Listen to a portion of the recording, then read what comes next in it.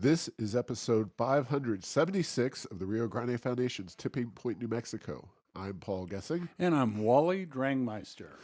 I'm president of the Rio Grande Foundation, New Mexico's free market think tank. You can find out more about the foundation at riograndefoundation.org. Wally, it's been quite busy around the Rio Grande Foundation. Of course, we are a little under halfway through the legislative session, 30-day sprint that it is, but there's a lot going on there, and we're part of the action. We'll talk a little bit about that. But I actually traveled the opposite direction. I traveled down south to the lovely town of Ruidoso in south near southeast New Mexico. I think gotta got to differentiate between the mountains versus the oil patch. But Ruidoso, one of the nicer places around this lovely state, for a conservative conference. I got to speak at the conference on two different panels. One dealing with government regulations, specifically at the state level. The other about our favorite topic. It's approaching gross receipts tax status. I'm going to talk. It's about EVs, and we'll have some more to talk about EVs. James Lindsay, one of the prominent speakers there, he is very well known as kind of working on some of these more social issues. I think he really came to prominence because he did a bunch of fake studies and submitted them, and they wound up getting published in academic journals. That was a pretty famous thing that he did, but he was on a few panels, and I got to hear him. Richard Clarke, the former Milwaukee County Sheriff. A lot of the event was organized by Ben Luna, who is, I believe, planning a run for the U.S. Senate. But it was, just a conference for grassroots activists and those types in southeast New Mexico. I was happy to be a part of it. So a lot of interesting folks down there. That was Saturday. So, just doing the Lord's work there on a Saturday when everybody else is enjoying themselves. Yeah, and Ruidoso's a nice place. Not that Hobbs, Artesian, Carlsbad aren't nice. They're very nice, but yeah, it's a nice place to go to Ruidoso. Exactly. Few bills that we're following right now, very critical pieces of legislation. HB 41, the Clean Fuel Standard, is scheduled for the House calendar. That's one that could raise price of gasoline rather dramatically. Uh, Estimates run as high as 50 cents a gallon. HB 133, opening the New Mexico Oil and Gas Act. HB 30, recycled water only. HB 32, that's in the oil and gas, drilling process. Uh, those are some of the bills that we're looking at. HB 48, royalties on oil and gas. Testified this morning on HB 140, which creates a system of subsidies for electric vehicles. And I'll give the House Tax Committee credit. It was an interesting conversation. These guys do things a little differently. They don't vote on the bill, they table it, then they put together the policy on the back end based on how much revenue they've got to work with. But the discussion of HB 140, which provides for a few years $3,000 tax credit for new electric vehicles. It's got other things for plug-in hybrids and whatnot. Then it phases them down, theoretically speaking, because you never know what future legislature can always act, but to extend it or something. But the real generosity is actually not on the EVs themselves, but you could get up to $25,000 paid to pay for a charging unit there. So that is a big pool of money. Starting at Does that include home charging units, Paul? Do you know? Yeah, Yeah. yeah, Wow. that's what it's for. So 3,000 for EV for new EVs. 20 up to 25,000 for the charging units themselves. So there was a bill last year. We talked a lot about the tax bill. A similar piece of legislation was contained in that, or a provision. It was ultimately vetoed by the governor. So there was definitely some heartburn about you vetoed it last year and now you want it this year and you're going to try to take credit for it.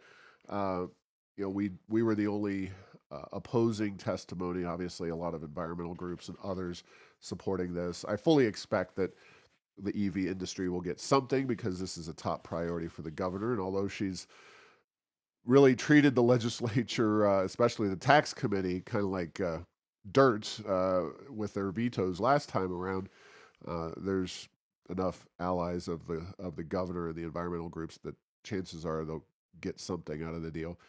Real quick on the EV issue, according to a study published in the Energy Research Social Science Journal, the majority of EV owners are white, own a home, have multiple vehicles, and have a higher income compared to the general population. About 60% of EV owners have annual incomes of more than $100,000. Only 20% have incomes less than $50,000.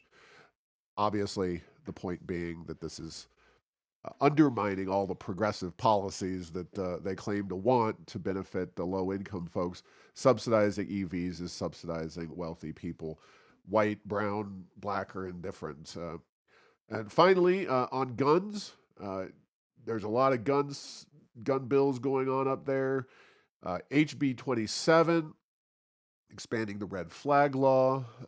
House Bill 127, raising the age of purchasing any semi-automatic firearm or various magazines, etc., to 21. House Bill 129, create a 14 business day waiting period on firearm purchases. HB 137, this is the governor's gun and magazine ban. So really putting the clamps down on nearly all semi-automatic rifles, shotguns, as well as a large number of handguns. So it's pretty rough sledding up there for individual liberty, free markets, et cetera, et cetera. Yeah, Paul, the one thing that I don't get about the guns is the semi-automatic thing. That's most firearms. You know, most firearms, including shotguns, which are, boy, it's not like you can't use a shotgun for home defense or otherwise, but those are bird hunting rifles. And, I guess we're going to be going back to only pump action shotguns if this passes. But it's like, yeah, they've cast a mighty wide net on the gun issue. There's no question about that. Yeah. So there are some pro freedom bills up there, but I would say they're few and far between, and the ones that are going to be introduced are going to struggle to gain footing. So we're playing a lot of defense up in Santa Fe. So that's a brief rundown. There are other bills, and I encourage folks to uh, go up to the Roundhouse if they have the time and the inclination, or go on to nmlegis.gov, find some of the bills that you think are most critical, and testify online. It's not that difficult. If you're able to do so via Zoom, you can get your message out to the various committees. Uh, some really interesting stuff going on around the world and the country. And, we do not talk about immigration, generally speaking, as an issue, but I believe very strongly that this issue going on in Texas at the border just had a direct repercussion on our energy industry, not just in Texas, but here in New Mexico. The Biden administration, in one of the most perplexing moves I've seen, decided to limit the future applications and pending permits for the export of liquefied natural gas uh, from the United States, which given various other issues, happens a lot from Texas. Of course, Texas being a major energy state. We've talked in the past, and it's been a while, Wally, because everything seemed to be going really well with No. LNG. It's one of the bright spots for American industry and exports. It's good foreign policy. It helps stave off some of the problems we expected last winter with the Russian war in Ukraine, et cetera. Uh, It reduces the consumption of coal in places that don't have good pollution control. yeah, so it's a win-win-win-win, and of course, Joe Biden decided that he was going to pause the approval of these projects, with environmental climate activists being the notable group that supported them. But I have to say, I think it has a lot to do with, based on the timing, trying to hit Texas where it hurts. And that's bizarre and unfortunate. Yeah, I think it is bizarre at a minimum. And you know the environmental groups in the United States proceed from a set of assumptions that boy they are very strained and unlikely to be accurate going forward in the United States, and they are just beyond the pale when it comes to international. And that is that by the let's pick the dates, the 2050, by 2050 we're going to have zero net carbon emissions. And, boy, could the U.S. get there? It's not impossible for us to do that.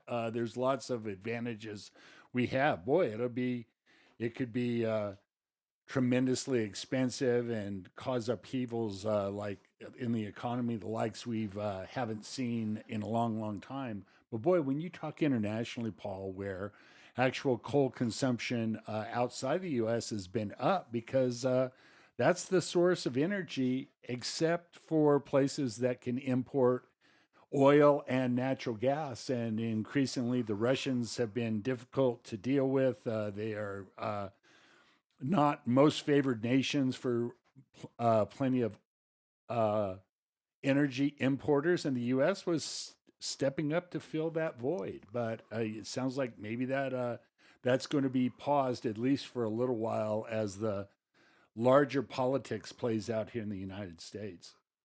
Yeah, and it's bad enough if this is just retribution to impose or to strike back against Texas. That's childish to say the least, because you're putting the prosperity of Texas and other producing states at risk for petty political tactics. If you're Germany or some of these foreign countries that admittedly they have made their own domestic policies regarding fracking and their energy consumption that unfortunately have given the Russians a very uh, broad sway in their domestic economies. But I mean, back in 2016, we were essentially not exporting uh, liquefied natural gas from the United States. As of October 23, a record 384 million cubic feet of natural gas was exported. And again, as you rightly said, this is green insofar as natural gas is replacing coal usage in a lot of these countries, and just it's helping these countries, with their energy challenges. So very, very perplexing, but not the first time I've been perplexed with a decision made from the Biden administration, which takes us to yet another decision of the Biden administration. This one's not so perplexing, but uh, I forget the federal legislation, but it was one of the bills relating to uh, electric vehicles in one of the either inflation or the bipartisan infrastructure bill.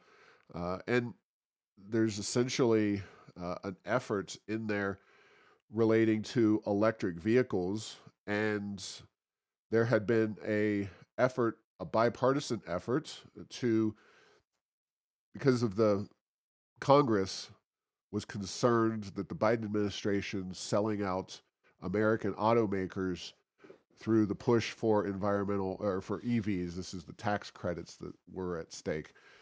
And there was a provision that Congress put in, bipartisan again, saying, hey, there are Buy America requirements. Now, normally I'm a free trade guy, but this whole EV marketplace is basically 100% subsidies. And I do think that there's merits to forcing it to the extent we're going to move down the path of EVs, that the United States should not be essentially destroying through policy our domestic automaking capacity.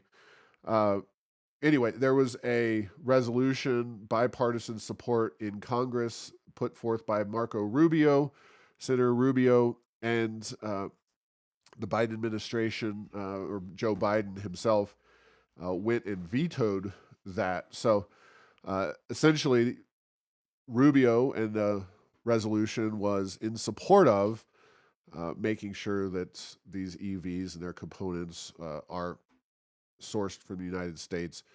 Biden, we all knew he was going to waive this policy. It was basically a dead letter, and I don't know why Congress went along with it and gave him the bill to begin with. But anyway, they went and did it. It was stupid, and of course, Biden has waived that requirement, the Buy American requirement, and he vetoed the bipartisan.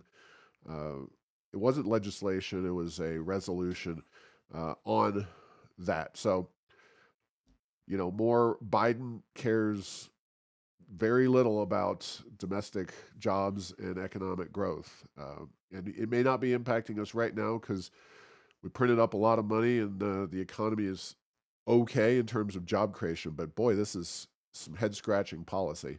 Yeah, Paul, and as if the kind of electrification continues in the direction it's going and doesn't slow down, batteries are huge. Batteries are necessary for transportation, even to make minor impacts, and they're absolutely going to be necessary for the electric generation segment if you're ever going to hope to wean yourself off of coal and natural gas. And then, to have so much of that in foreign hands, it could put the U.S. in between a absolute rock and a hard place. Now, there's good news. Supposedly in the Salton Sea, there's lithium aplenty, but anything that involves mining in California, I'm not gonna, say that happy days are here again, and we can produce all the batteries we need here, right here in the USA, with California involved. But there are a lot of complex political issues, and a lot of, I don't know, geopolitical leverage of rare minerals. The likes of which we haven't seen this much interest since things have happened in times like World War II, for example. So a lot going on here, and it will be interesting to see what happens with that. Can the U.S. develop our own, and if not, are we going to be okay being beholden to the Chinese for all of these supplies of all these minerals? Yeah, and there are proponents of free trade, of which I am heartily among them. I am very supportive of genuine free trade, but then there is the real question of some of these countries that are not super aligned with American interests and their reliability in certain circumstances, and uh, making yourself less independent and more reliant on a country like China in particular is definitely questionable. But the real issue is this is all part of the headlong push by Democrats from Joe Biden to Michelle Lujan Grisham to foist electric vehicles on us, and if they have negative impacts on the domestic automobile manufacturing industry, they don't seem to care a whole lot. So uh, it's just it's bizarre. So we'll see. I don't know if there's a chance of an override or any of that stuff, but uh, It's the waiver of the Buy America requirements for EV, specifically chargers. So, speaking of EVs, one of our all-time favorite topics, article from the Miami Herald. Check this out. The headline from the Miami Herald, Monday, January 29th: new tires every 7,000 miles. Electric cars save gas, but tire wear shocks some Florida drivers. Now, I brought this up a few times, Paul. yeah, Yeah, but not this specific well, oh, story. not this And specific, 7,000 miles is a huge. That's incredible. but think about it for a minute. Do I believe this story? Can probably, because Paul, I'm old enough that we used to have these things in the 70s and 80s called hot rods. And the people who had hot rods who would spin the tires, go very fast, start very fast, corner very fast, and stop very fast were putting new tires on their vehicles all the time. Well, when you look at the torque and the extraordinary ability of these electric vehicles to go very fast. I think it's the Tesla Model S Plaid, 2.3 seconds to get 0 to 60. So you're not doing that without either burning or abrading rubber off of your tires. So, yes. Now, the other thing, very heavy. These vehicles are Mhm. very heavy because the batteries are very heavy. And we're in a E equals MC squared type of lawmaking here. It's like you have a lot of mass going very quickly. And so the compound that's between you and the road is probably going to be worn more quickly. But boy, if think about that, if you had to put a new set of tires on your vehicle every 7,000 miles, that is not going to be the epitome of economic, that's for sure. Yeah, some very interesting quotes from the article itself. But um, yeah, I mean, they interview somebody who owns a vehicle who's needing tires, and 7,000 miles is about at that rate for an average, very average use of a vehicle. You're talking two sets of four tires every single year. That's according to the article. Well, here I'll read the quote. If somebody looked at me and said, Mr. Simmel, that's the guy's name in the article, you are going to love this car, but in about 7,000 miles, you have to pay $1,400 or $1,500 to replace the tires, I wouldn't have bought the car. And it does say that other car types, besides this particular electric vehicle, they frequently require change of tires at 8 to 10,000 miles, which is a fourth or even fifth of the typical wear on a gas vehicle. So the the amount of issues, the serious problems with electric vehicles, uh, just keep piling up, and the idea that we're just all going to easily and smoothly transition to this brand new technology, and this is going to be good for the environment. I mean, tires are petroleum products. There are serious issues with you know d- discarding them, and when their useful life is done, they provide another environmental issue. It's just very poorly thought out with regard to the policies that this governor is imposing on us. Yeah, and then Paul, the right now the real weak link in EV adoption looks like you guessed it, customer demand, and it's down, and in places that have way more uh, electric vehicle chargers than New Mexico, it's slowing down across the country. We'll see if they can turn that around. Are there enough subsidies in the world to push this back on the rate that they'd like it to be on? We will wait and see on that one. That's for sure. But it's certainly not a foregone conclusion. Yeah. So back to the immigration issue.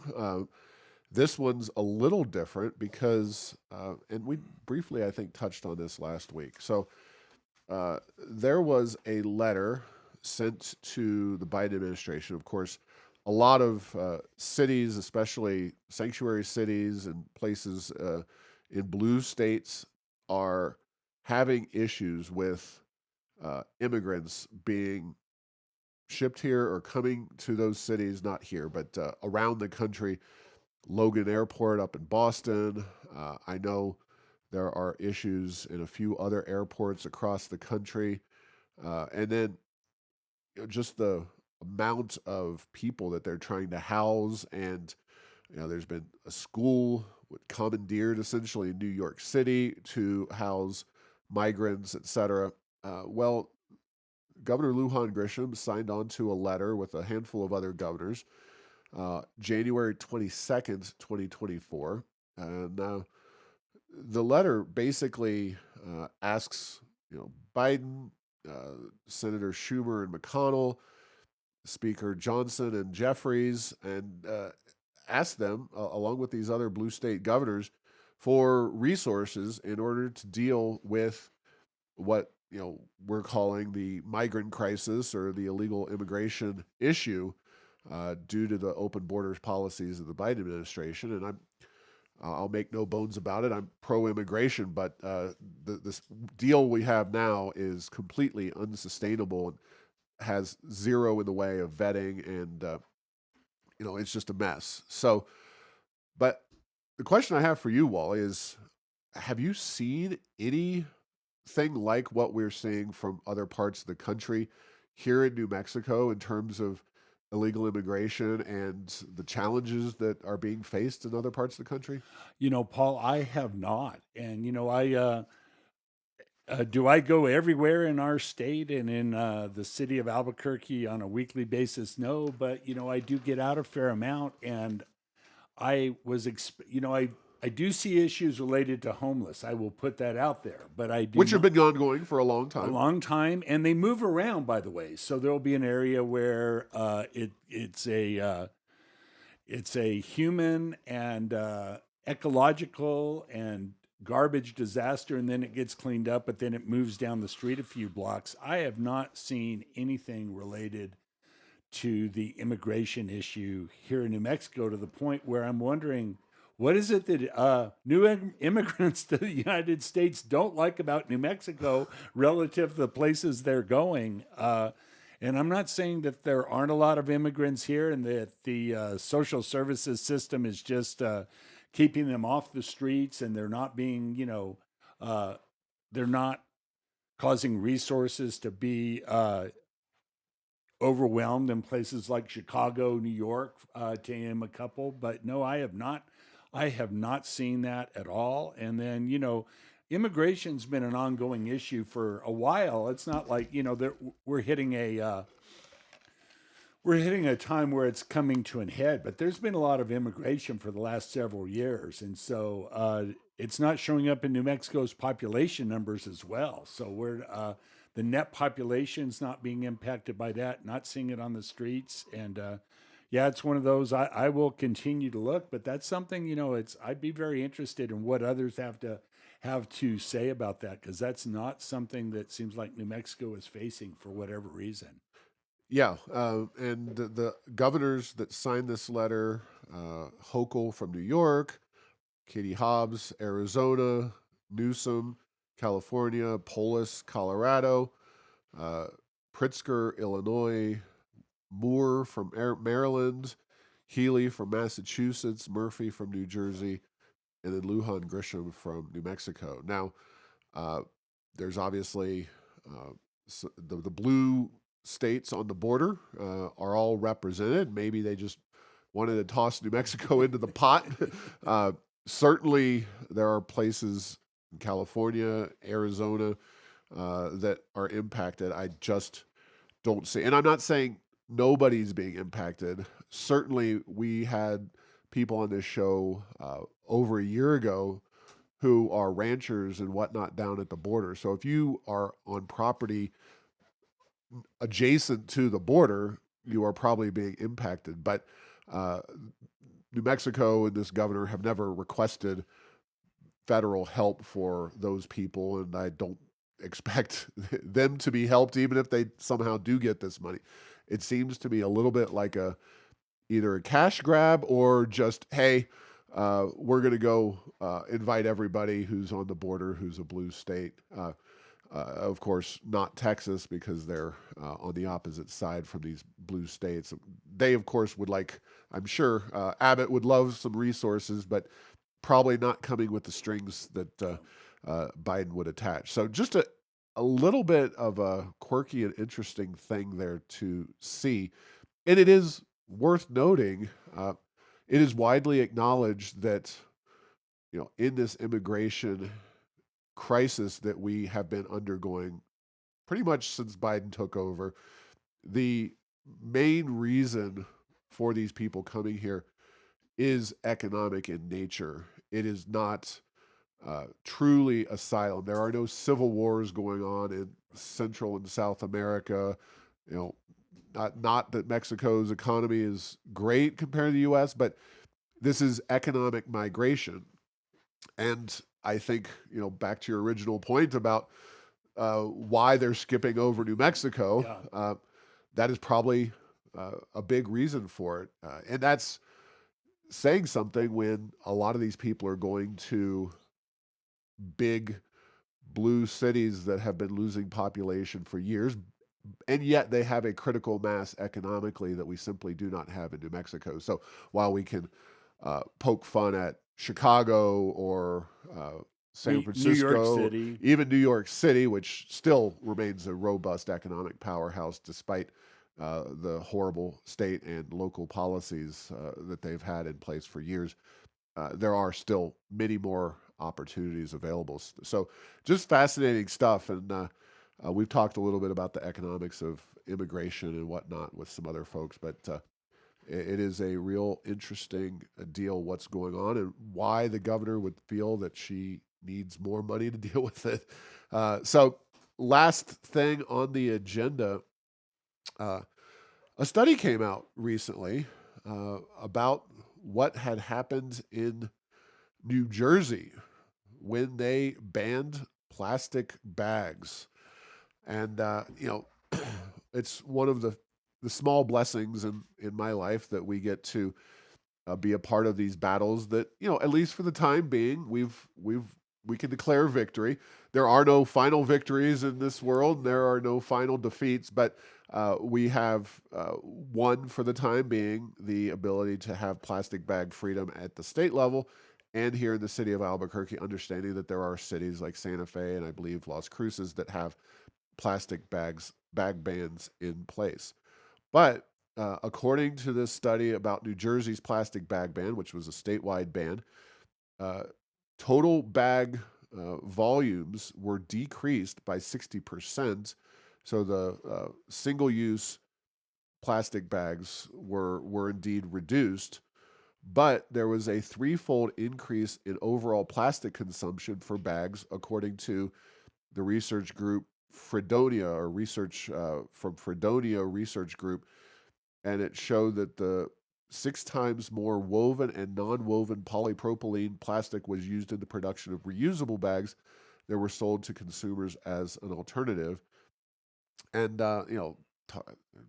500% increase in greenhouse gas emissions for the new bags, and the new bags also consume per bag 15 times more plastic and generate 5 times more greenhouse gas emissions per bag produced than the single-use plastic bag. So ultimately, they estimate that overall plastic usage for these bags was triple what it had been for the plastic bags before. Now, we've talked about this stuff when we were battling plastic bag bans here in New Mexico, and how it really didn't make a lot of sense.